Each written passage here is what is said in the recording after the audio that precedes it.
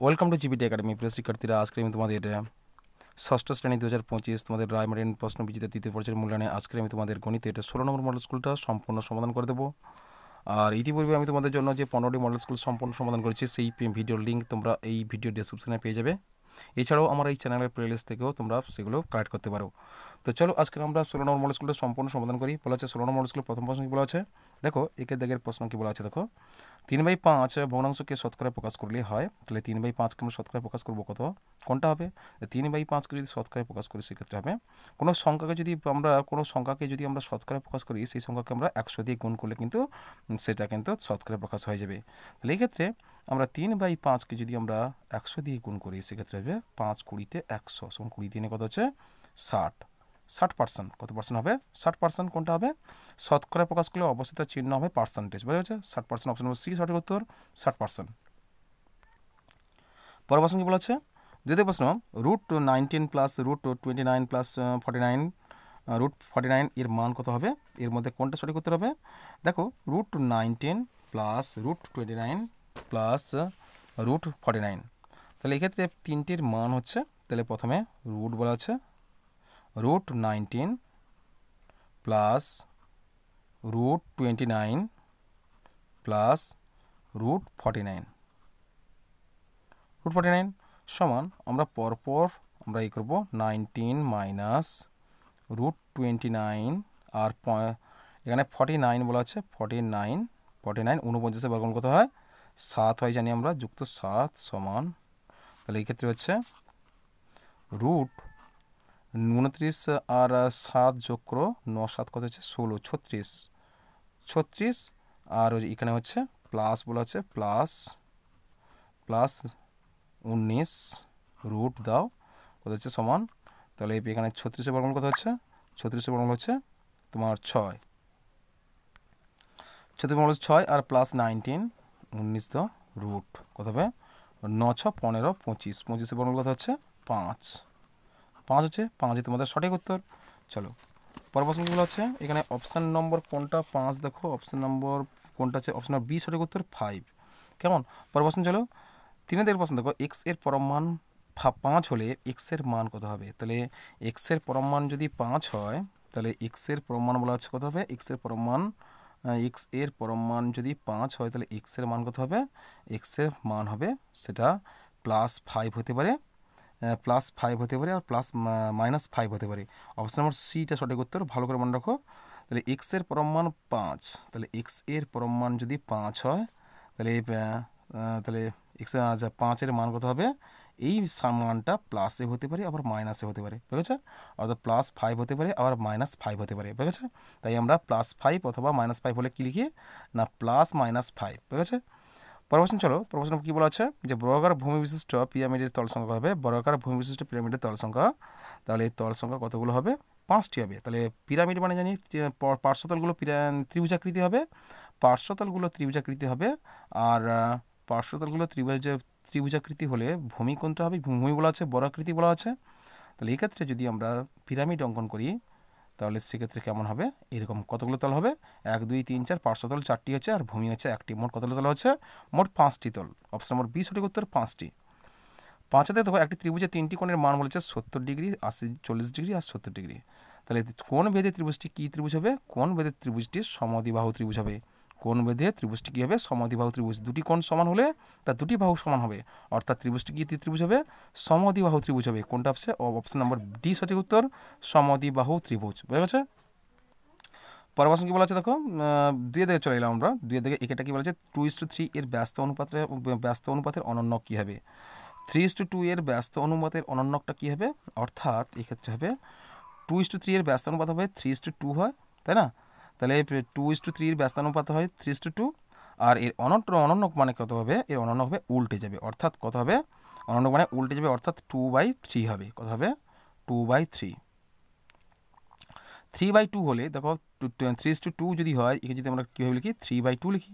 এর অনন্যক কী হবে? এ উল্টে যাবে, অর্থাৎ কী হবে এই ক্ষেত্রে? অনন্যক মানে উল্টোটা, অর্থাৎ 2/3 হবে। বুঝেছে? 2/3, বুঝেছে? চলো পরের প্রশ্ন দেখি আমরা। দেখো 2 দিকের প্রশ্ন, 90কে রোমান সংখ্যা লিখি। 90কে মানে কি, 90কে 100কে কত কম, সেঞ্চুরি মানে কি জানি আমরা, সি ফর সেঞ্চুরি, অর্থাৎ 100কে কত কম, 10 কম, 10 কম মানে 90, কত হবে এক্স, বুঝছো, এক্সসি, এক্সসি হলে কী হবে তোমাদের 90 হবে। পরের প্রশ্ন চলো 3 দিকের প্রশ্ন, 3টি স্বাভাবিক সংখ্যা লেখো যাদের যোগফলের মান গুণফলের মানের সমান হবে।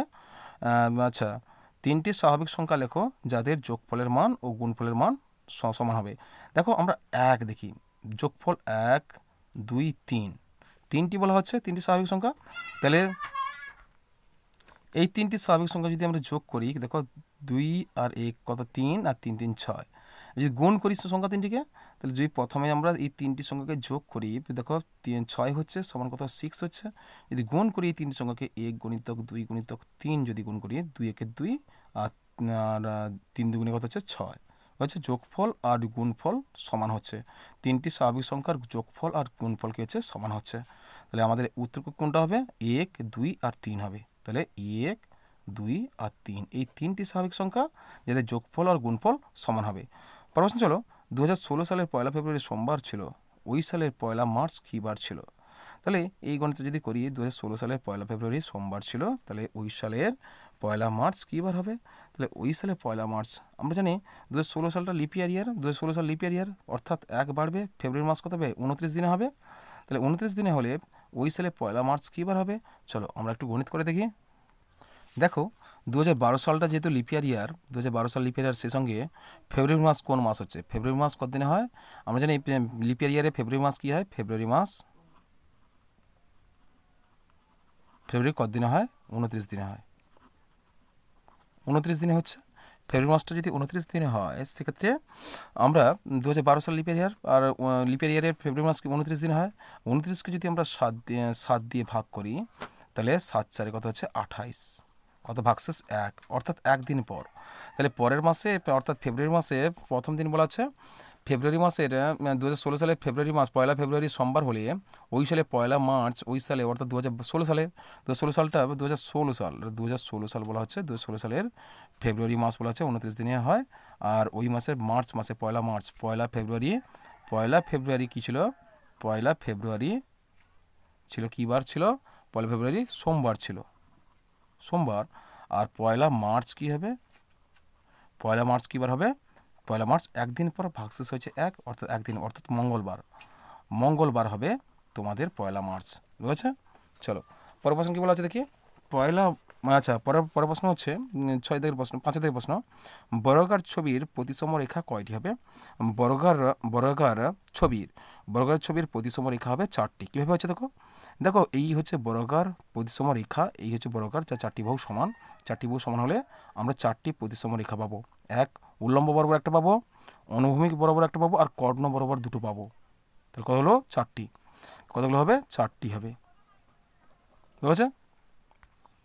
পরের প্রশ্ন দেখি 3-এর 1-এরটা কী বলেছে, পড়ার বই ও গল্পের বইয়ের অনুপাত 4:3 হলে পড়ার বই 24টি হলে গল্পের বই কত হবে? তাহলে এক্ষেত্রে এই গণিতগুলো অত্যন্ত সহজ, তোমাদের আমি এই গণিতগুলো প্রতিটি মডেল স্কুলে রয়েছে, এগুলো করে দিয়েছে, অবশ্যই তোমরা পারবে। এক্ষেত্রে পড়ার বই ও গল্পের বইয়ের অনুপাত কী বলা আছে, পড়ার বই ও গল্পের বই এর অনুপাত সমান 4:3। তাহলে অতএব আমরা বলা আছে পড়ার বই রয়েছে, পড়ার বই কতগুলো রয়েছে, পড়ার বই 24টি রয়েছে, তাহলে গল্পের বই কতগুলো হবে? এক্ষেত্রে আমরা প্রশ্ন অনুসারে লিখতে পারি, প্রশ্ন অনুসারে পড়ার বই বাই গল্পের বই সমান 4/3, 4:3 মানে কি 4/3 লিখতে পারি। তাহলে এখানে কি রয়েছে, পড়ার বই রয়েছে, পড়ার বই 24টি রয়েছে, তাহলে পড়ার বই উপরটা আছে পড়ার বই, তাহলে 24 বাই কি হচ্ছে গল্পের বই সমান কত হচ্ছে 4/3। তাহলে বা গল্পের বই কত হবে, তাহলে গল্পের বই গুণিতক 4, কোনাকোনি গুণ করবে তোমরা, আর 24 সঙ্গে 3 গুণ করবে, বা গল্পের বই কত হবে, তাহলে গল্পের বই 4 গুণ চলে এদিকে ভাগ হয়ে যাবে, সমান 24 গুণিতক 3 বাই কত হচ্ছে 4, 4 6 24, সমান 6 3 18, 18টি হবে। তাহলে কত হবে তোমাদের? 18টি হবে। কি বই? না গল্পের বই। তাহলে গল্পের বই কতগুলো হলো? 18টি। অতএব গল্পের বই কতটি? 18টি হবে। বুঝেছো? চলো পরের প্রশ্ন দেখি। পরের প্রশ্ন কি বলা আছে? পরের প্রশ্ন বলা হচ্ছে, দেখো 2 দাগের প্রশ্ন, 8 বছর 7 মাস 21 দিন গুণিতক 9 কত বছর কত মাস কত দিন? তাহলে প্রথমে আমরা স্বাভাবিকভাবে গুণ করব। সেক্ষেত্রে স্বাভাবিক গুণটা করলে কত হবে? 8 বছর 7 মাস 21 দিন কত গুণ করব? আমরা 9 গুণ করব। তাহলে 9কে 9, 9 দুগুণে 18, 9 দুগুণে 18, তাহলে কত? 189 দিন। আর 9 7 63, 63 মাস। আর বছর হচ্ছে, তাহলে 9 72, 72 বছর। তাহলে এখানে দেখো, আমরা জানি দিনের ঘর, কিন্তু আমরা জানি দিনের দিনের 30-এর বেশি হবে না। তাহলে এখানে কতগুলো মাস কতগুলো দিন আছে? 189 দিন মানে কত হবে? 189 দিন মানে কত মাস আর কত দিন হবে? এক্ষেত্রে দেখো, 189কে আমরা 30 দিয়ে ভাগ করব। 189কে আমরা 30 দিয়ে ভাগ করলে কত হবে? 3 6 কত হবে? 18, 180, 9, অর্থাৎ 6 মাস হবে। 6 মাস কত দিন? 189 দিন মানে কি? 189 দিন মানে কি হবে? 6 মাস 9 দিন। 6 মাস 9 দিন। 6 মাসটা এর সঙ্গে যুক্ত করে দেবো, অর্থাৎ 63 যুক্ত 6 মাস। আর এখানে কত দিন পড়লো? 9 দিন। 9 দিন। এখানে 72 বছর যেমন আছে তেমন লিখে দাও। এরপর আমরা মাসটা, কত মাস হলো? 63 আর 6 কত হবে? আচ্ছা, 63 আর 6, 6 3 9, 69 মাস। 69 মাসকে 12 দিয়ে ভাগ করলে আমরা বছর পাবো, বছর আর মাস পাবো। তাই 12 6 72 হচ্ছে, 12 5 60, 12 5 কত হবে? 60, কত? 9, কত হবে? না, এটা আছে বছর হলো 5 বছর 9 মাস। তাহলে কি কত পেলাম আমরা? তাহলে এখানে হলো 9 দিন ছিল পূর্বে, এখানে 9 মাস হলো, আর এদিকে 72 সঙ্গে 5 যোগ করে দাও, তাহলে 72 যুক্ত 5 বছর সমান কত হলো? 5 6 7, 7 7, 77 বছর। 77 বছর হলো, 77 বছর 9 মাস 9 দিন। 77 বছর 9 মাস 9 দিন। কেমন? চলো পরের প্রশ্ন দেখি। পরের প্রশ্ন কি বলা হচ্ছে?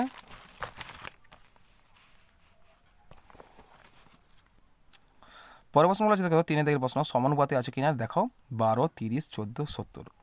তাহলে এই সমানুপাতে আছে কিনা আমরা দেখতে হলে প্রথমে কি করবো? আমরা 12 30 14 17, 14 আর 70 আমরা কি অনুপাতে প্রকাশ করবো? সমানুপাতে। অর্থাৎ প্রথমে লিখবো 12:30 সমানুপাতে 14:70। তাহলে চলো আমরা দেখি যে এই ক্ষেত্রে সমানুপাতে আছে কিনা আমরা সহজে বের করতে পারবো, যে সবগুলো জোড় সংখ্যা। সেক্ষেত্রে হচ্ছে, তাহলে 12 6 আর 30 15, আর 14 করো, 7 করো, আর 10 করো, তাই না? 10 7 7 দুগুণে 14, আর আচ্ছা কত হচ্ছে? 7 10 70, 7 দুগুণে 7 2 লিখো, কারণে 2 7 না 2, 7 দুগুণে 14 আর 7 10 70, বুঝেছো? এবার 2 করো, 1 2 কে 2, 2 5 10, আর এখানে 3 করো, 3 দুগুণে 6, আর 3 5 15। আচ্ছা, কত হলো? 2:5 সমানুপাতি 1:5। তাহলে কত হলো? 12 দুগুণে 24, আচ্ছা সরি 6 দুগুণে 12, আর 6 5 30 হয়ে গেছে। দেখতে পাচ্ছি আমরা সমানুপাতের বিষয়টা নেই, অর্থাৎ সংখ্যাগুলো সমানুপাতে নেই। আমরা লিখে দেবো, গণিতটা করার পর আমরা দেখিয়ে দেবো যে সংখ্যাগুলো সমানুপাতে নেই, সমানুপাতে নেই। তোমরা অবশ্যই গণিত করে দেখাবে, বুঝেছ? যে 2 নম্বরের প্রশ্ন রয়েছে তোমাদের এখানে। তাহলে দেখো 4 দাগের প্রশ্ন বলা আছে কি, 24 36 54কে 54 গসাগু। গসাগুটা আমরা স্বাভাবিকভাবে গসাগু করতে পারি। তাহলে 24, আচ্ছা 24 36 লসাগু আকারে আচ্ছা আমরা গসাগুটা নির্ণয় করব, এছাড়াও ভাগ আকারেও করতে পারো, কোনো অসুবিধা নেই। তাহলে কত হলো দেখো 24 36 54, 2 দ্বারা বিভাজ্য হবে 2 12 দুগুণে 24, 18 দুগুণে 36 আর 2 দুগুণে 4 7, 27 দুগুণে 54, 12 18 আর 27, 3 দ্বারা বিভাজ্য হবে কত হবে 3 4 12, 3 6 18 আর 3 7 21। দেখতে পাচ্ছি কত হচ্ছে, অতএব গসাগু কত হলো, গসাগু সমান 2 গুণিতক 3 সমান 6। গসাগু কত হলো, গসাগু 6। পরের প্রশ্ন কি বলা আছে, পরের প্রশ্ন দেখো 5 দাগের প্রশ্ন কি আছে, 5 দাগের প্রশ্ন আছে, পরের প্রশ্ন হচ্ছে দেখো যে 12 মিটার বাহু বিশিষ্ট একটি সমবাহু ত্রিভুজের পরিসীমা সঙ্গে বর্গক্ষেত্রের পরিসীমার সমান হলে বর্গক্ষেত্রের ক্ষেত্রফল কত হবে। বলছে 12 সেমি বাহু বিশিষ্ট একটি সমবাহু 12 সেমি বাহু বিশিষ্ট একটি সমবাহু ত্রিভুজের যে ত্রিভুজের 3টি বাহু সমান হবে তাকে সমবাহু ত্রিভুজ বলে। পরিসীমার সঙ্গে বর্গক্ষেত্রের পরিসীমার সমান হলে বর্গক্ষেত্রের ক্ষেত্রফল কী হবে, তাহলে এর পরিসীমা বলা হচ্ছে দেখো। তাহলে আমরা কি করব, যে 12 সেমি বাহু বিশিষ্ট একটি বাহু বিশিষ্ট, তাহলে এক্ষেত্রে কী হবে, এক্ষেত্রে এর পরিসীমা কত হবে, 12 সেমি বাহু বিশিষ্ট একটি সমবাহু ত্রিভুজের পরিসীমা বলা হচ্ছে কত হবে, তাহলে 36 হবে, কেন 12 3 36 হচ্ছে একটি বাহুর মান। যদি একটা সমবাহু ত্রিভুজের বাহুর মান যদি বলা হচ্ছে 12 সেমি হয়, তাহলে প্রথমে 12 সেমি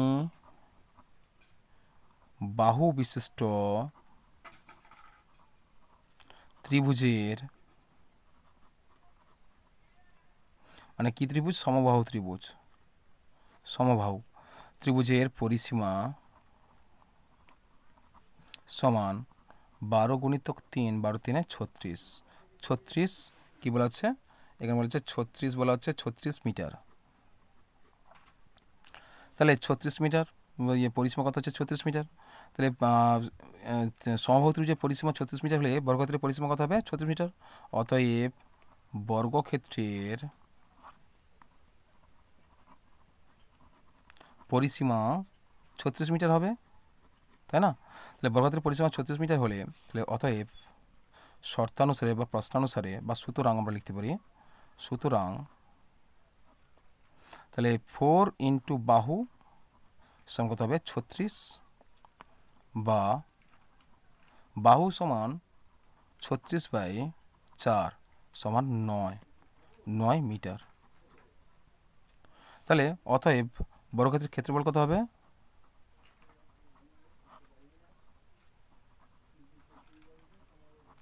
ক্ষেত্রফল সমান কত হবে, তাহলে 9 গুণিতক 9 সমান কত হবে 9 81, 81 বর্গ মিটার, 81 বর্গ মিটার। তাহলে কত হলো, আমাদের উত্তরটা বেরিয়ে গেছে, বর্গক্ষেত্রের ক্ষেত্রফল কত পেলাম আমরা 81 বর্গ মিটার পেলাম।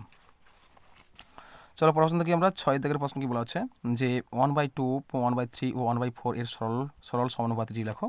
তাহলে এর সরল সমানুপাতিটি যদি লিখতে হয়, এর সরল সমানুপাতিটি, তাহলে এই ক্ষেত্রে আমরা কি করব, এক্ষেত্রে প্রথমে আমরা লিখব, যেহেতু সংখ্যা 3টি রয়েছে, যে 1/2, 1/3 ও 1/4 এর সরল সমানুপাতিটি আমরা সমানুপাতটি আমরা লিখব। তাহলে সমানুপাতি লিখতে হলে প্রথমে আমরা কী করবো, তাহলে 1/2 তাহলে 1/3 সমানুপাতি 1/3 1/4। তাহলে মধ্যপদ দুটো অর্থাৎ দ্বিতীয় পদ আর তৃতীয় পদ দুটো সমান হবে, যেহেতু আমরা 3টি সংখ্যা বলা হয়েছে। তাহলে এক্ষেত্রে আমরা কী করব, এই দুটোকে লসাগু করব, অর্থাৎ 3 দুগুণে 6, 6টা প্রতি ক্ষেত্রে গুণ করব, অর্থাৎ 1/2 গুণিতক 6 সমানুপাতি 1/3 গুণিতক 6 সমানুপাতি, তাহলে 1/3 দেখো 4 3 12 লসাগু করলাম, 12 গুণিতক কত হচ্ছে গুণিতক 12 1/4 গুণিতক কত হবে 12। তাহলে 2 3 কত হচ্ছে 6 আর 3 দুগুণে 6 আর 3 4 কত হচ্ছে 12, 4 3 কত হবে 12, কত হলো সমান 3 3 কে 3 3 কত হচ্ছে 2 সমানুপাতি, আর 4 কত হচ্ছে 3। তাহলে দেখতে পাচ্ছি আমরা এখানে এর সরল সমানুপাতিটি কী পেলাম, আমরা এর সরল সমানুপাতিটি পেলাম। তাহলে এই ক্ষেত্রে হবে, তাহলে দেখতে পাচ্ছি কিন্তু সমান পাচ্ছি না এক্ষেত্রে। এভাবে গণিত করলে তোমাদের সরল সমানুপাতিটা হবে না, তোমরা শুধুমাত্র সংখ্যাগুলো পরপর লিখে দাও।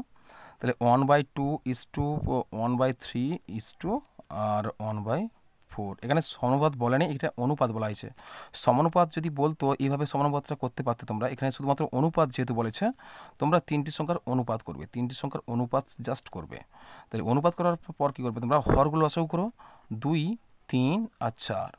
দেখতে পাচ্ছি লসাগু করলে কিন্তু কী হবে, 2 একে 2, 3 আর 2 দুগুণে 4, কত হলো 12। লসাগু কত হলো, লসাগু 12 হলো।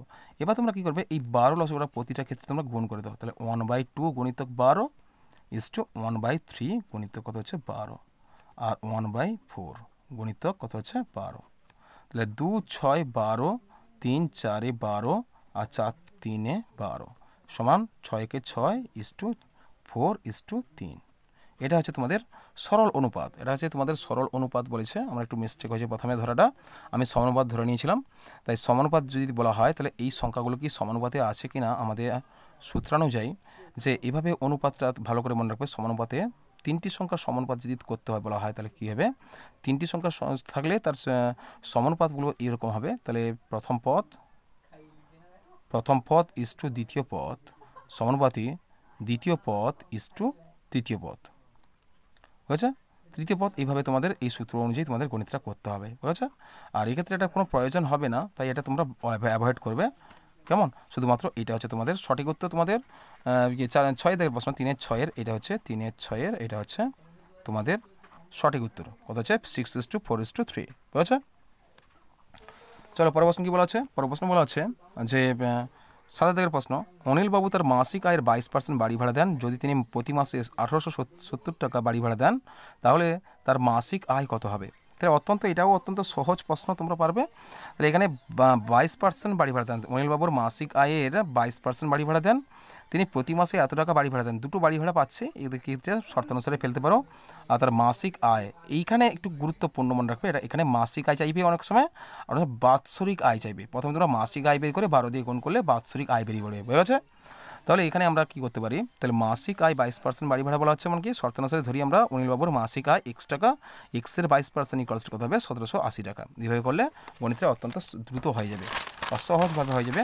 এই গণিত বারবার বুঝিয়েছি তোমাদেরকে, আরেকবার রিপিট করে দিচ্ছে তোমাদের যাতে সমস্যা না হয়।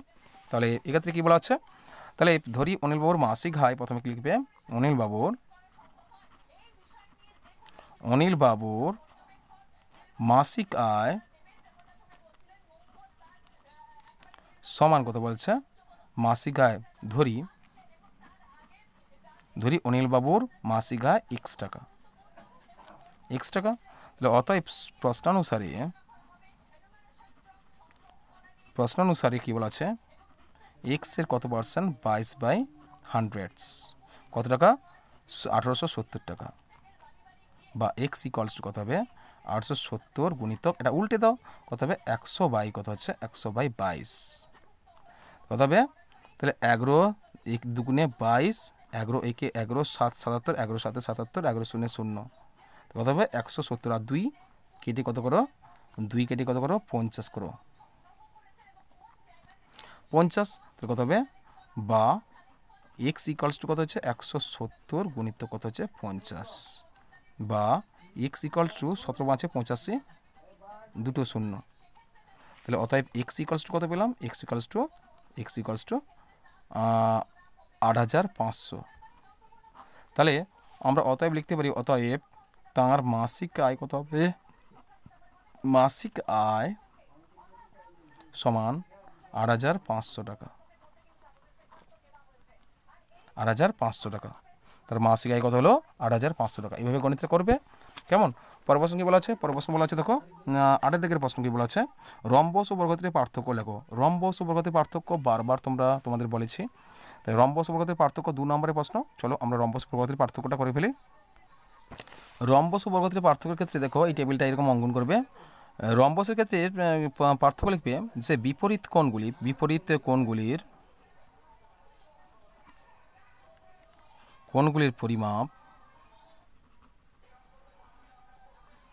পরিমাপ সমান, কিন্তু বর্গক্ষেত্রে প্রতিটি কোণের পরিমাপ কি আছে, এর বিপরীত কোণগুলো আর বর্গক্ষেত্রের প্রতিটি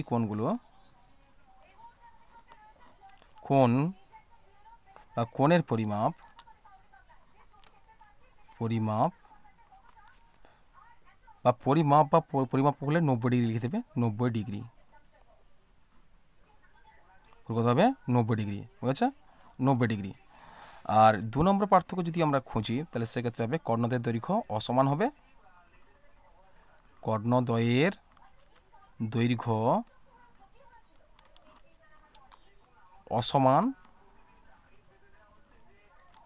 আর 2 হচ্ছে আর কর্ণদ্বয় পরস্পর সমান, কর্ণদ্বয় সমান। এটা হচ্ছে তোমাদের রম্বস ও বর্গক্ষেত্রের মধ্যে পার্থক্য। কেমন? চলো পরের প্রশ্ন কি আছে দেখে নিই। পরের প্রশ্ন কি বলা হচ্ছে? পরের প্রশ্ন বলা হচ্ছে এখানে তোমাদের 9 দাগের প্রশ্ন কি বলা আছে। 9 দাগের প্রশ্ন দেখো, যে দুটি ধনাত্মক সংখ্যার গুণফল 147 বড় সংখ্যাটি ছোট সংখ্যার 3 গুণ হলে বড় সংখ্যাটি কত হবে? তাহলে দুটি ধনাত্মক সংখ্যার গুণফল বলা আছে, দুটি ধনাত্মক সংখ্যার গুণফল। তাহলে ধনাত্মক সংখ্যা দুটি যদি আমরা ধরি সেক্ষেত্রে হবে দুটি ধনাত্মক সংখ্যার গুণফল বলা আছে 147, বড় সংখ্যাটি ছোট সংখ্যার বলা আছে 3 গুণ। তাহলে বড় সংখ্যাটি ছোট সংখ্যা 3 গুণ হলে বড় সংখ্যাটি কত? তাহলে এখানে বড় সংখ্যাটি কত? তাহলে দুটি সংখ্যা বলা আছে, তাহলে একটি সংখ্যা, দুটি ধনাত্মক সংখ্যা, একটি সংখ্যা বড় সংখ্যা ছোট সংখ্যা। তাহলে ধরি যে বড় সংখ্যাটি হবে ছোট সংখ্যা 3 গুণ। তাহলে কী হবে? ধরি ছোট সংখ্যাটি যদি ছোট সংখ্যা 3 গুণ হলে ধরি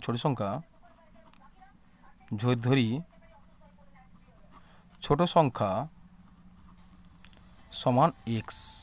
তাহলে বড় সংখ্যা কত হবে? বড় সংখ্যা x এর 3 গুণ, তাহলে 3x হবে। তাহলে ছোট সংখ্যা যদি আমরা x ধরি, ছোট সংখ্যা যদি আমরা x ধরি, বড় সংখ্যা কত হবে? 3x হবে, 3x। তাহলে ছোট সংখ্যা 3 গুণ বলা হয়েছে, তাহলে অতএব বলা আছে এদের গুণফল, দুটি ধনাত্মক সংখ্যার গুণফল বলা আছে 147। অতএব আমরা শর্তানুসারে লিখতে পারি, শর্তানুসারে 3x গুণিতক x সমান কত হবে? 147। তাহলে তাহলে 3x গুণিত x মানে কি 3x স্কোয়ার হচ্ছে, এক্স স্কোয়ার ইকুয়ালস টু কত হবে? তাহলে 147। তাহলে এক্স স্কোয়ার ইকুয়ালস টু কত হবে? 147 বাই কত হবে? 3। 3 4 12, 2 27, 3 9 27, বা এক্স স্কোয়ার ইকুয়ালস টু কত হলো? 49, বা এক্স ইকুয়ালস টু এক্স বর্গ এদিকে গেলে বর্গমূল হয়ে যাবে 49, বা এক্স ইকুয়ালস টু কত হবে? 7 7 49, 7 হচ্ছে। তাহলে অতএব বড় সংখ্যা কত হবে? অতএব বড় সংখ্যা সমান কত হবে? 3 × 7 কত হচ্ছে? সমান 7 3 21। বড় সংখ্যা কত হলো? বড় সংখ্যা 21। পরের প্রশ্ন দেখো, ছোট সংখ্যা হলে ছোট সংখ্যা হতো যে তোমাদের 9 হতো, আর বড় সংখ্যা হতো 7 হতো, বুঝেছ?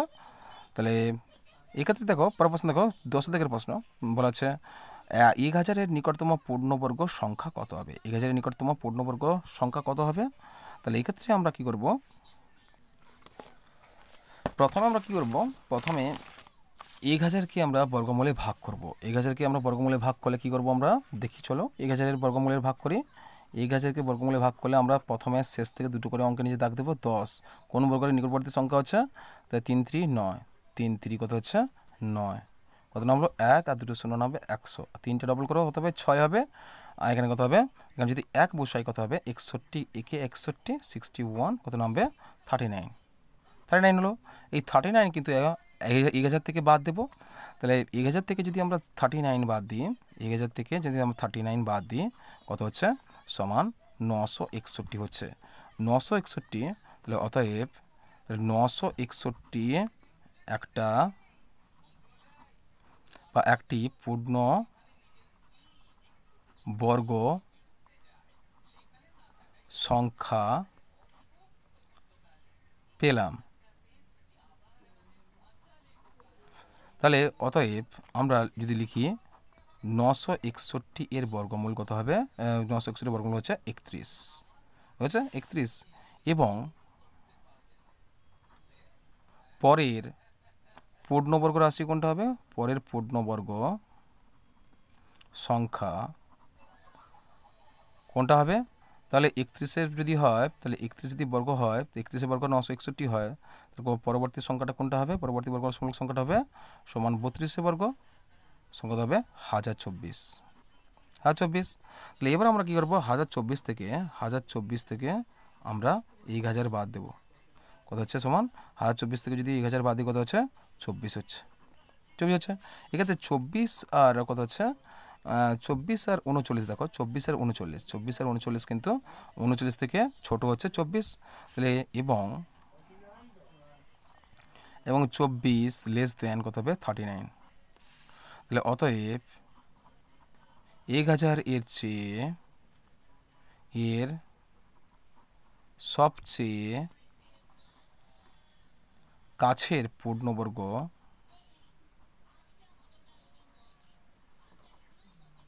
সংখ্যা কোনটা হবে সমান 1000 যুক্ত 24 সমান হবে 1024, 1024 হবে। তো এটা হচ্ছে তোমাদের সঠিক উত্তর 1024। চলো পরের প্রশ্ন দেখি। পরের প্রশ্ন কি বলা হচ্ছে? পরের প্রশ্ন বলা হচ্ছে 11 দাগের প্রশ্ন দেখো, দুটি সংখ্যার লসাগু ও গসাগু যথাক্রমে 280 এবং 8, একটি সংখ্যা 56 হলে অপর সংখ্যাটি কত হবে? তো দুটি সংখ্যার লসাগু ও গসাগু হচ্ছে, দুটি সংখ্যার লসাগু গসাগু যথাক্রমে 200, একটি হচ্ছে লসাগু হচ্ছে 280 আর গসাগু হচ্ছে 8, একটি সংখ্যা 56 হলে অপর সংখ্যা আমরা সহজে বের করব। যে একটা সূত্র জানি যে দুটি সংখ্যার গুণফল সমান লসাগু ইন্টু গসাগু। তাহলে অতএব আমরা সরাসরিও করতে পারি বা আমরা মানগুলো তুলে দিয়েও করতে পারি। আমি সরাসরি করে দিচ্ছি দেখো। তাহলে অতএব আমরা লিখে দেবো এই যে অতএব অপর সংখ্যা সমান কত হবে? অপর সংখ্যা সমান কী হবে? লসাগু গণিত গসাগু, লসাগু হচ্ছে কত 280 আর গসাগু কত হচ্ছে 8, আর অপর সংখ্যা 56। তাহলে 8 সাথে 56, 7 4 কত হচ্ছে 28, 7 0 0 40, কত হবে 40 উত্তর। তাহলে অপর সংখ্যা কত হলো? অপর সংখ্যা সমান 40 হলো, বুঝে গেছে? পরের প্রশ্ন দেখি। পরের প্রশ্ন কি বলেছে? 12 দাগের প্রশ্ন, ভাগ পদ্ধতিতে বর্গমূল নির্ণয় করো 841। 841কে যদি আমরা ভাগ পদ্ধতিতে বর্গমূল করি সেক্ষেত্রে কী হবে? তাহলে 841কে যদি আমরা ভাগ পদ্ধতিতে বর্গমূল করি তাহলে সেক্ষেত্রে চলো আমরা গণিতটা করে ফেলে। তাহলে কী বলা আছে? 841 শেষ থেকে দুটো করে সংখ্যা নিচে দাগ দিলে প্রথমটা একটা হচ্ছে 2 দুগুণে 4, 3 3 9, বেশি হচ্ছে 2 দুগুণে কত হচ্ছে 2 দুগুণে 4, 2 দুগুণে 4 হচ্ছে 2 লিখলাম আমরা, 2 দুগুণে 4 লিখলাম। এবার কত নামলো? 4 নামলো, আর 4 1। এবার এই সঙ্গে ডবল করো, কত 4 করো, এখানে যদি 9 দিই এখানে 9 হবে, 29 9 কিন্তু 441, 9 9 81, 441 হয়। আচ্ছা, তো উত্তর কত হলো? বর্গমূল 29 হলো। তাহলে অতএব 841 বর্গমূল কত হবে? সমান 29। আচ্ছা, এইটুকু তোমরা লিখে দিও। চলো পরের প্রশ্ন কি বলা আছে দেখি। পরের প্রশ্ন হচ্ছে 4 থেকে চলে এলাম আমরা। 4 থেকে কী বলা আছে? যে 4 একেটা বলা আছে, পাড়ার সুকান্ত স্মৃতি সমান থাকার এই সদস্যদের প্রত্যেকের সদস্য সংখ্যার সমান সংখ্যক চাঁদা দেওয়া হয়, মোট 729 টাকা চাঁদা উঠেছে। গ্রন্থাগারের সদস্য সংখ্যা কত হবে? তাহলে সেক্ষেত্রে চলো বলা আছে প্রত্যেক সদস্য সংখ্যার সমান সংখ্যক চাঁদা উঠেছে। তাহলে সদস্য সংখ্যা যদি এক্স ধরি তাহলে সেক্ষেত্রে হবে, তাহলে চাঁদার পরিমাণ কত হবে? তাহলে চাঁদার পরিমাণ কত হবে? তাহলে এক্স স্কোয়ার হবে, তাই না? প্রথমে আমরা এই প্রশ্ন আলোচনার ক্ষেত্রে প্রথমে আমরা লিখতে পারি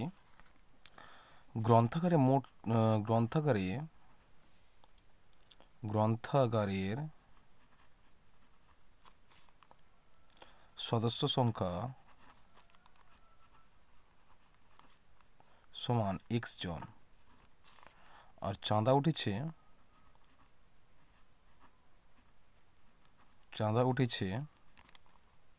তাহলে এক্স ইন্টু এক্স সমান কত হবে? X square.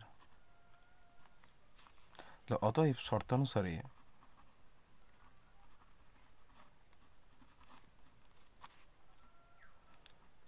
X square equals to কত হচ্ছে? 729, বা এক্স ইকুয়ালস টু বর্গমূল 729, বা এক্স ইকুয়ালস টু কত হচ্ছে?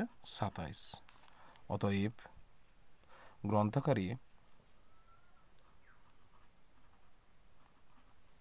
গ্রন্থাগারের সদস্য সংখ্যা সমান 27 জন। চলো পরের প্রশ্ন দেখি। পরের প্রশ্ন কি বলা আছে? 2 দাগের প্রশ্ন, 5 অঙ্কের বৃহত্তম সংখ্যা নির্ণয় করো যাকে 16, 24, 30, 36 দিয়ে ভাগ করলে প্রতি ক্ষেত্রে 10 ভাগশেষ থাকবে। চলো প্রথমে আমরা এই 4টি সংখ্যার আমরা লসাগু করব। কি কি আছে? 16 বলা আছে, দেখো 16, 24, 30, 36। দেখো প্রথমে আমরা কী দিয়ে বিভাজ্য করব, দেখো প্রথমে সবগুলো জোড় সংখ্যা প্রথম 2 দ্বারা, 2 8 12 15 আর হচ্ছে 1 8 8 2 36, 2 দ্বারা 2 4, তারপরে 6 15 নামিয়ে দাও 9, এরপর আবার 2 দিয়ে দাও, 2 2 2 4, 2 3 6 15 আর 9, এরপর 3 দ্বারা 2 নামিয়ে দাও, 3 1 3, 3 5 15, 3 3 9। তাহলে কী হলো, অতএব লসাগু কত হলো, অতএব 16 24 30 36 এর লসাগু সমান 2 গুণিতক 2 গুণিতক 2 গুণিতক 3 গুণিতক 3 গুণিতক 2 গুণিতক 5 গুণিতক 3 সমান 5 3 15 15 30 3 60, আচ্ছা 5 3 15 15 30 30 3 90 90 180 100 300 180 360 360 দুগুণে কত হবে 720। 720 হলো। অতএব আমরা লিখতে পারি 5 অঙ্কের, আমরা জানি যে 5 অঙ্কের বৃহত্তম সংখ্যা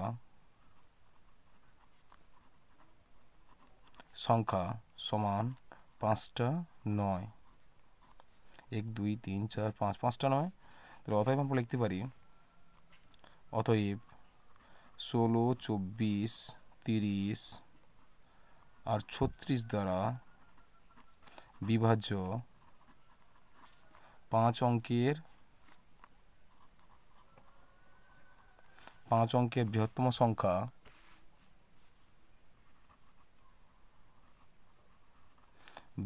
সংখ্যা সমান, আমরা 5টা 9 থেকে কত বাদ দেব, তাহলে কত বাদ দেবো আমরা,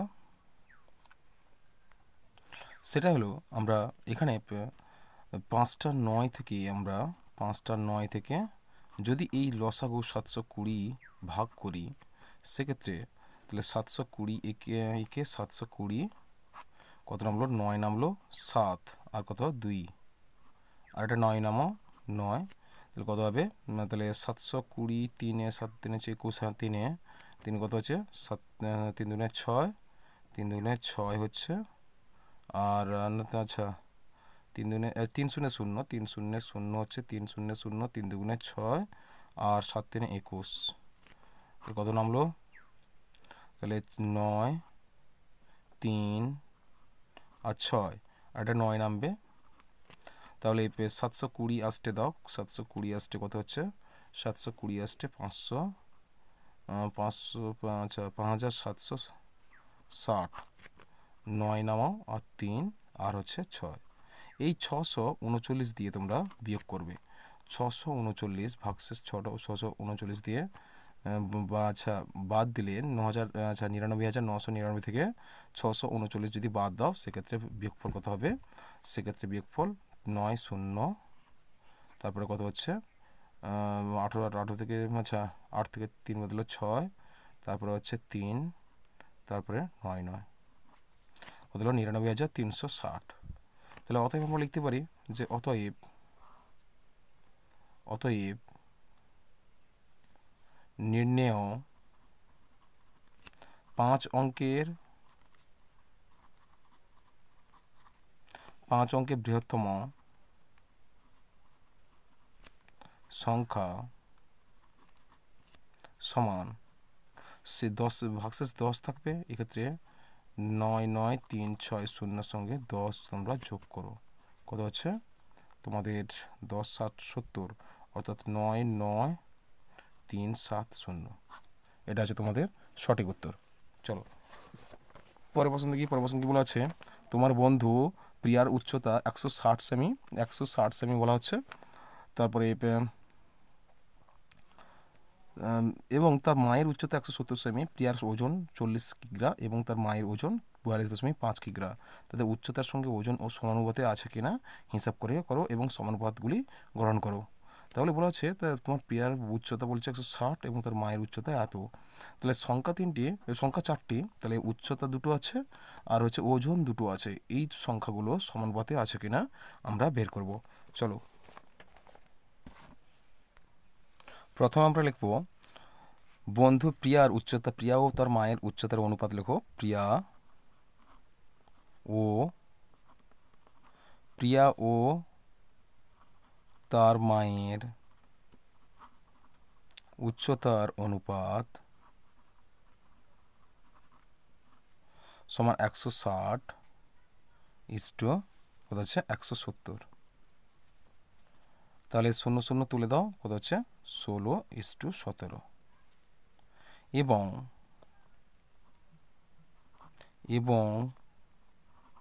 তাদের ওজনের অনুপাত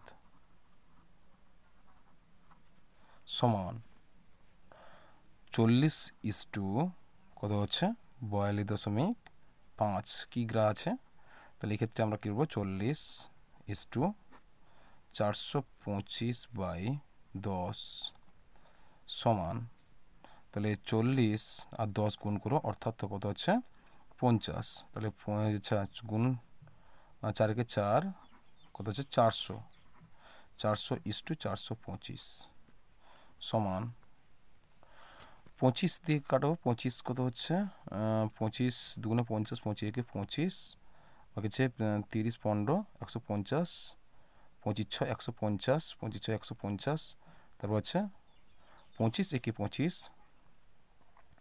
তাহলে 25 × 25 কত নামলো 40 হলে 15 17 117, অর্থাৎ 175, 175 25 সাথে 175 16 ইস্টু কত হচ্ছে 17। তাহলে অতএব সমানুপাতটি হলো বয়স, উচ্চতা ও ওজনের তাদের অতএব তাদের উচ্চতা ও ওজনের সমানুপাতটি হলো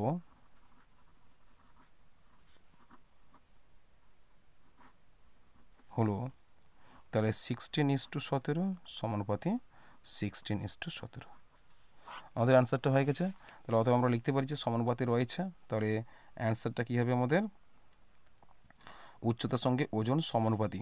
তাহলে উচ্চতার সঙ্গে ওজনের অনুপাত আমরা পেয়েছি কত হবে, ওজনের অনুপাত 16:17, এর সঙ্গে উচ্চতাও কি সমানুপাতে রয়েছে। অতএব উচ্চতাও তাদের ওজন, আচ্ছা উচ্চতা ও ওজন সমানুপাতে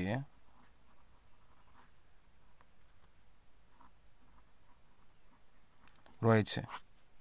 চলো পরের প্রশ্ন দেখি। পরের প্রশ্ন কি বলা আছে, তিনটি ধনাত্মক সংখ্যার প্রথম ও দ্বিতীয়টির গুণফল 24, দ্বিতীয়টির গুণফল হচ্ছে 48 আর প্রথম তৃতীয়টির গুণফল 32 সংখ্যা তিনটি কী কী নির্ণয় করো। তাহলে আমরা ধরে নিতে পারি প্রথম সংখ্যা, দ্বিতীয় সংখ্যা, তৃতীয় সংখ্যা এক্স ওয়াই জেড ধরে নিতে পারি। এভাবে করতে পারি। এই গণিতটা আমরা অনেকবার করেছি, এটা তোমরা ভালো করে প্র্যাকটিস করবে। পরের প্রশ্ন দেখো, তোমাদের পরিবারে মোট মাসিক খরচ এটা 4,750 টাকা খাওয়ার জন্য ব্যয় হয় এবং অন্যান্য খরচ হয় 5,900 টাকা। যদি খাওয়ার খরচ 12% বৃদ্ধি পায় এবং অন্যান্য খরচ 9% হ্রাস পায়, তাহলে মোট খরচ বাড়বে না কমবে তা হিসাব করে লেখো। এই গণিতটাও আমরা বারবার প্র্যাকটিস করেছি, তবুও সংখ্যাগুলো একটু পরিবর্তিত হয়েছে, সেই কারণে আমি গণিতটা করে দিচ্ছি। চলো প্রথমে আমরা লিখবো কি, তাহলে খাওয়ার জন্য খরচ কত বলা হয়েছে, খাওয়ার জন্য কত 4,750 টাকা। তাহলে প্রথমে আমরা লিখবো কি, খাওয়ার জন্য খরচ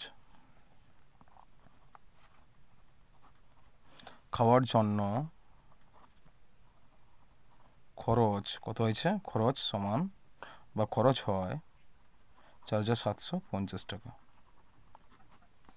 আর অন্যান্য খরচ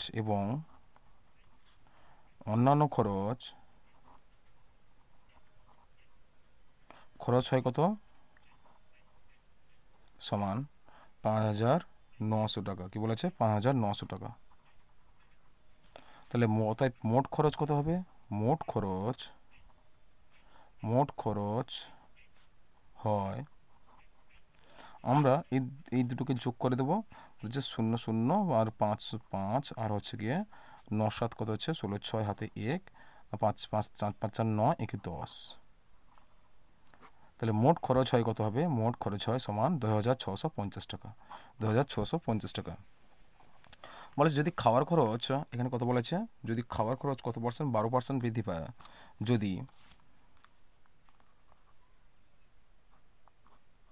যদি খাওয়ার খরচ 12% বৃদ্ধি পায় সেক্ষেত্রে খাওয়ার খরচ যদি 12% বৃদ্ধি পায় সেক্ষেত্রে আমরা লিখতে পারি যে 100 টাকায় খরচ হয় এখন আগে 100 টাকা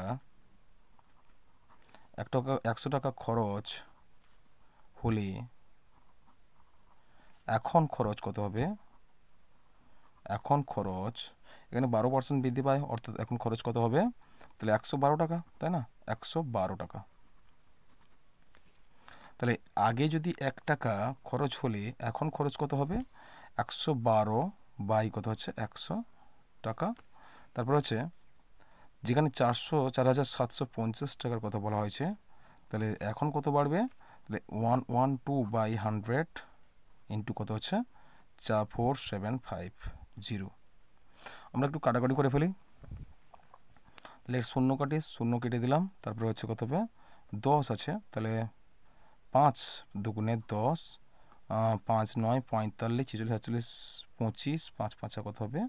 25, 5 5 25 অর্থাৎ 95। আর 2 5 10, 2 5 10 আর 1 12, 2 6 12, 56 সমান কত হচ্ছে? 56 ইন্টু 95 সমান কত হবে? 5320 টাকা। 56 সঙ্গে যদি 95 গুণ করি আমরা 5320 টাকা হবে। 20 টাকা, বুঝেছেন? তাহলে কত টাকা হলো? 5320 টাকা।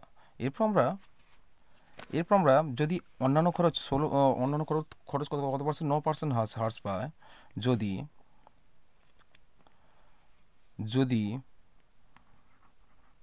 আবার লেখো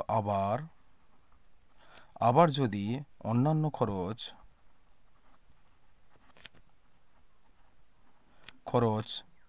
কত পার্সেন্ট? 9% হ্রাস পায় তাহলে আগে অন্যান্য খরচ হতে কত হবে? তাহলে আগে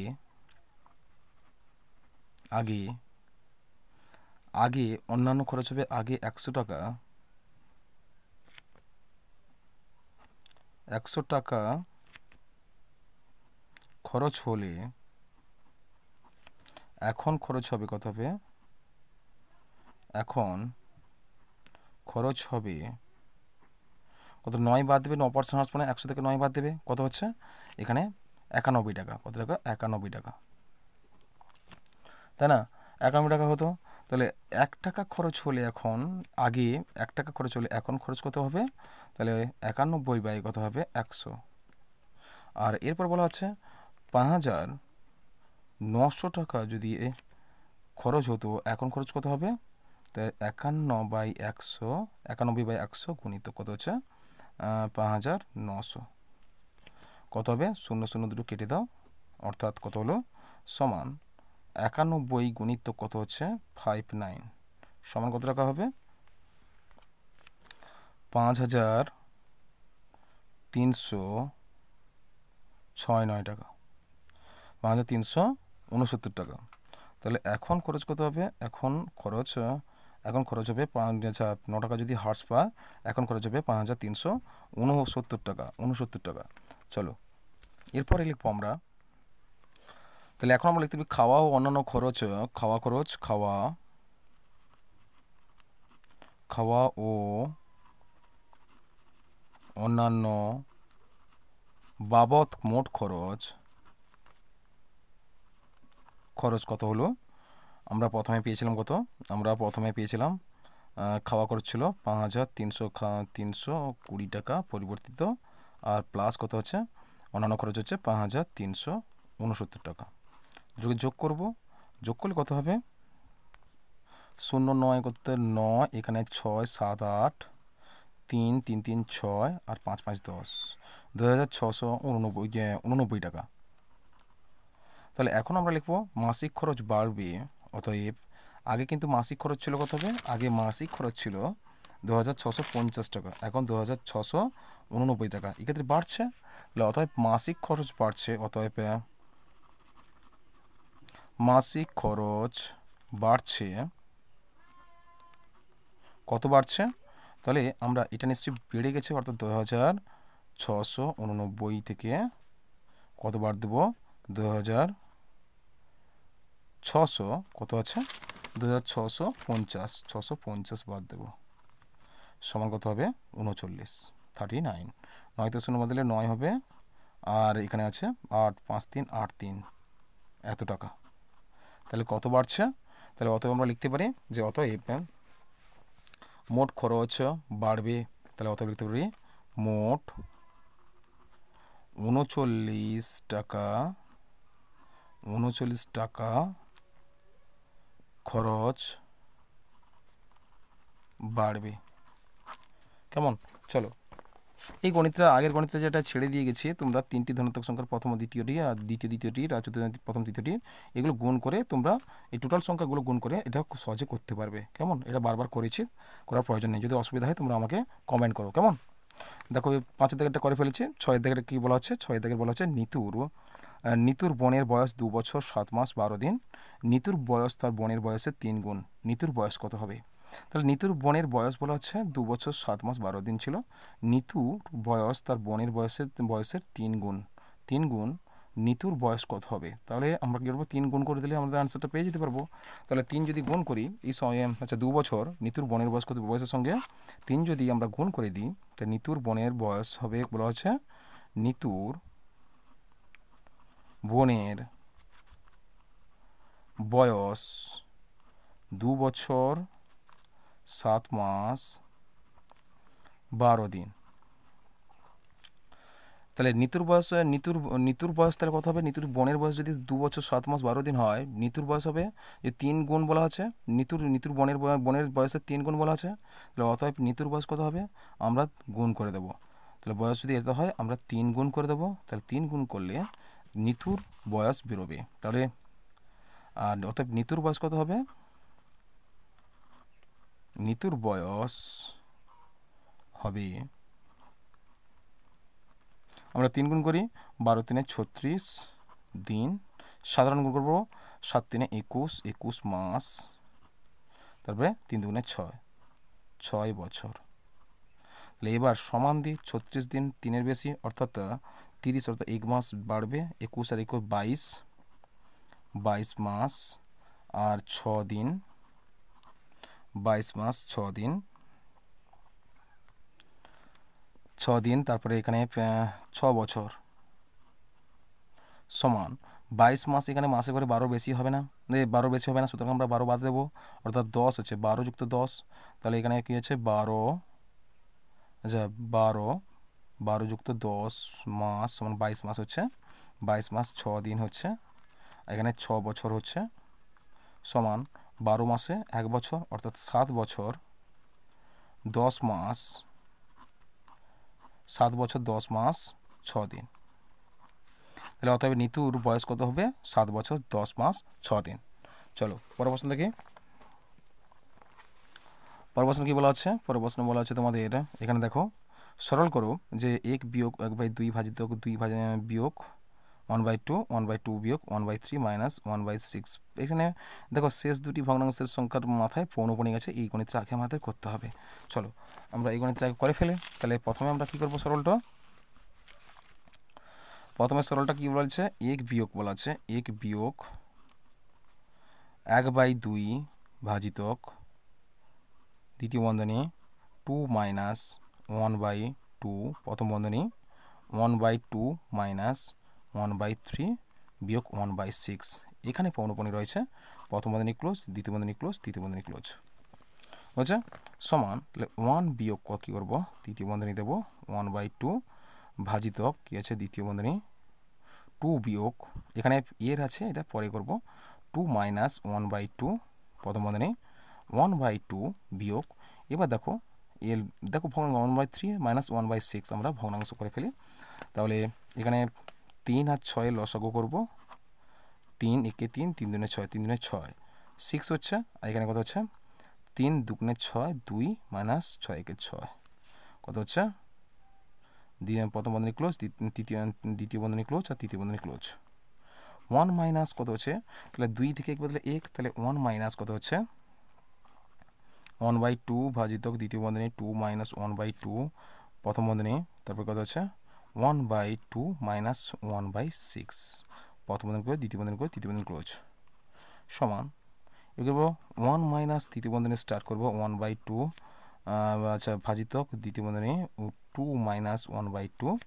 এখানে দেখো এখানে এর আছে, এর 1/2 আর 1/6 যদি আমরা ভগ্নাংশ করি, তাহলে 1/2 আর 1/6 যদি আমরা ভগ্নাংশ করি, 2 আর 3 যদি লসাগু করি কত হচ্ছে 6 হচ্ছে, তাহলে 2 3 6, 3 - 6 কে 6 1 কত হবে 2/6। 2/6 মানে কি 2 একে 2, 2 3 6 1/3 কত হচ্ছে 1/3 হচ্ছে 1/3।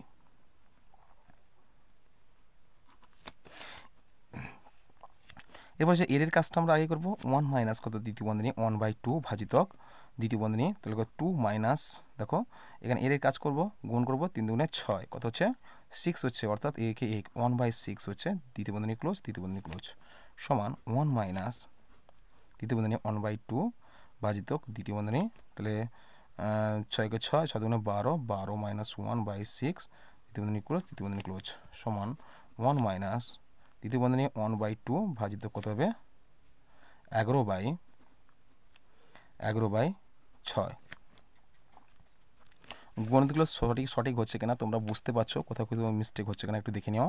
তাহলে 1 মাইনাস কত হচ্ছে তৃতীয় বন্ধনী উল্টে দাও কত হচ্ছে 1/2 গুণিতক 6/11 উল্টে যাবে, তাহলে তৃতীয় বন্ধনী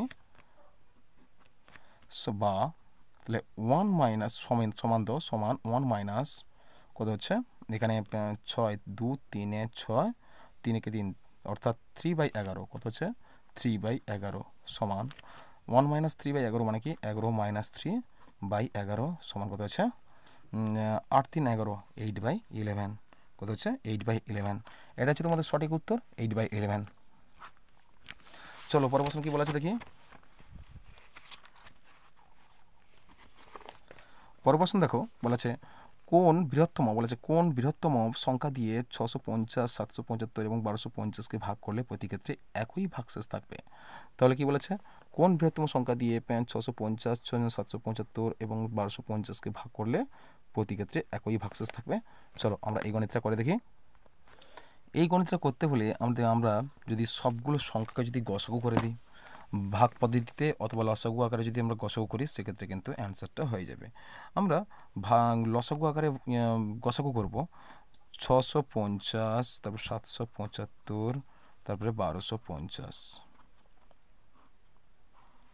সমান কত হবে 5 5 একে 5 15 5 3 15 5 0 0 5 1 5 27 5 5 25 26 27 25 5 5 25 আর কত হচ্ছে 5 দুগুণে 10 5 দুগুণে 10 কত হচ্ছে 2 25 5 5 25 5 0 0 আবার 5 দ্বারা বিভাজ্য করো 5 দুগুণে 10 3 20 5 4 20 আর 5 3 15 5 1 5 তারপরে 5 5 25 5 0 0 আর যাবে না। অতএব কি হবে অতএব গসাগু কত হবে অতএব গসাগু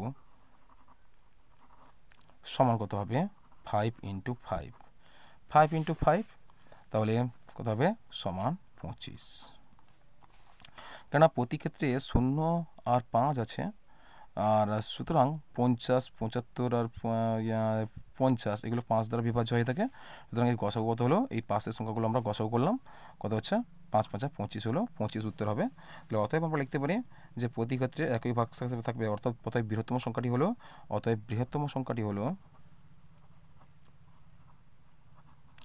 সংখ্যাটি হলো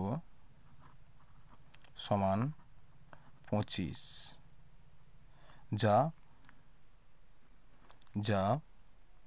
650 775 আর 1250 কে ভাগ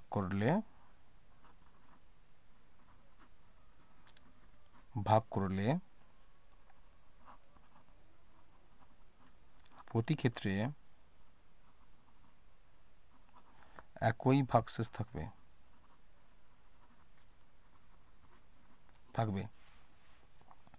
বোঝা গেছে? চলো এর পরের প্রশ্নটা কি রয়েছে দেখি। পরের প্রশ্ন রয়েছে যে কোন বৃহত্তম সংখ্যা দিয়ে এটা হয়ে গেছে 9 দাগের প্রশ্ন। দেখো 9 দাগের প্রশ্ন কি বলা আছে, 9 দাগের প্রশ্ন কি বলা আছে, দুটি বাড়ির দামের অনুপাত বলেছে 4:3 এবং দ্বিতীয় বাড়িটির দাম হচ্ছে এত টাকা হলে প্রথম বাড়িটি যদি এত টাকা বেশি হতো তবে তাদের দামের অনুপাত কত হবে। তাহলে চলো প্রথমে তাহলে এখানে দ্বিতীয় বাড়ির দাম রয়েছে, তাহলে দুটি বাড়ির দামের অনুপাত প্রথমে লিখব। প্রথমে দুটি বাড়ির দামের অনুপাত সমান 4:3। দ্বিতীয় বাড়ির দাম যেহেতু বলেছে, দ্বিতীয় বাড়ি কত হয়েছে, দ্বিতীয় বাড়িটির দাম সমান বলেছে 42 আর একক 4টে শূন্য 1 2 3 4 টাকা। তাহলে কত টাকা, তাহলে একক দশক শতক হাজার অযুত লক্ষ 4,20,000 টাকা। তাহলে অতএব প্রথম বাড়ির দাম কত হবে, তাহলে প্রথম বাড়ির দাম আমাদের বের করতে হবে। তাহলে অতএব প্রশ্নানুসারে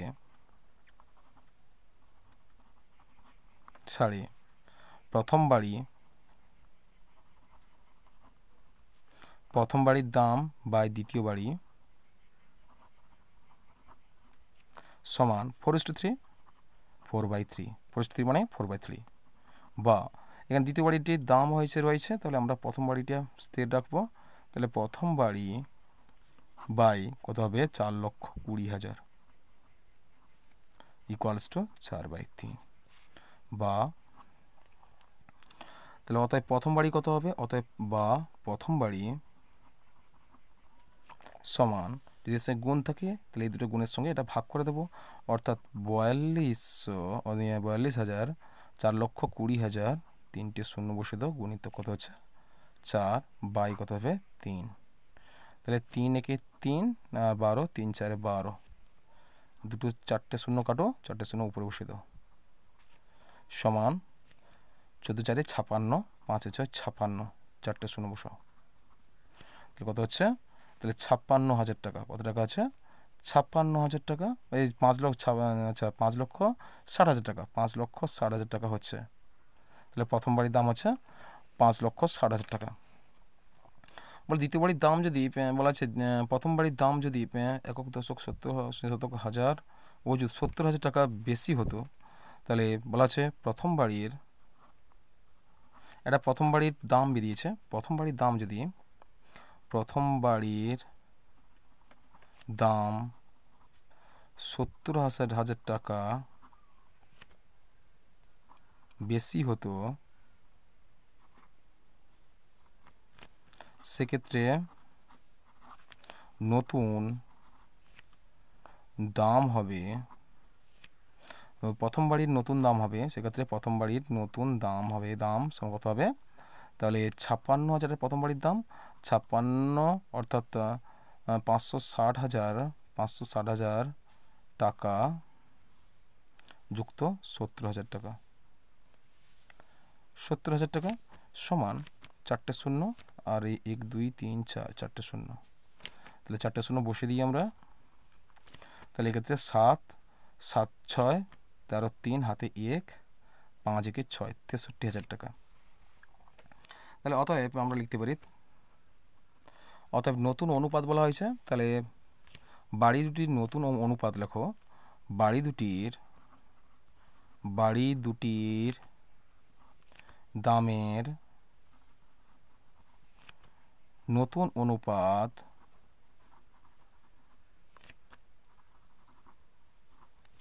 সমান প্রথম বাড়ি কত বেড়েছে, পরিবর্তিত হয়েছে 630,000 তিনটে শূন্য 1 দশক শতক হাজার লক্ষ।